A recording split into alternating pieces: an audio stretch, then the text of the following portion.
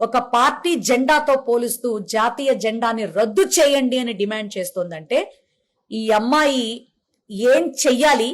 ఈ అమ్మాయిని ఏ చెప్పుతో కొట్టాలి? మనిషివా లేకపోతే దున్నపోతువా అని నేను అడుగుతా ఉన్నాను. నీదొక ఛానల్, నువ్వొక యాంకర్వా అని అడుగుతా ఉన్నాను. ఈ సమాజం మీద నీకున్న బాధ్యత ఇదేనా అని అడుగుతా ఉన్నాను.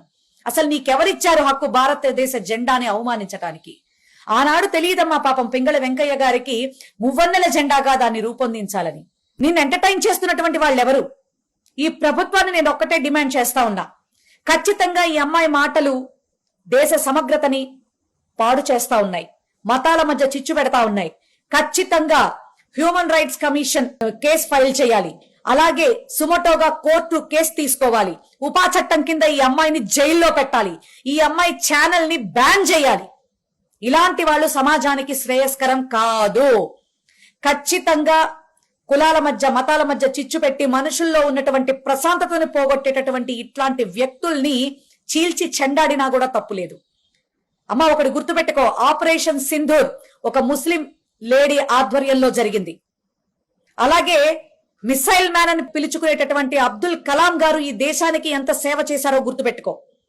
అలాగే ఈ దేశంలో ప్రతి ఒక్క పౌరుడు తనకుండేటటువంటి హక్కులు రూపొందించిన రాజ్యాంగ సృష్టికర్త మరి డాక్టర్ బిఆర్ అంబేద్కర్ గారు ఏ కులస్తుడో ఒకసారి గుర్తుపెట్టుకో. ఇలా వివిధ సామాజిక మరి వివిధ మతాల నుంచి వచ్చినటువంటి గొప్ప గొప్ప వాళ్ళ త్యాగ ఫలాల సముచిత చిత్రపటమే మన భారతదేశం. దానిలో ఈ రోజున తగుదనమ్మా అనుకుంటూ నువ్వు వచ్చి చిచ్చులు పెట్టాలని చూస్తే ఊరుకోవడానికి ఇక్కడెవరూ సిద్ధంగా లేరు.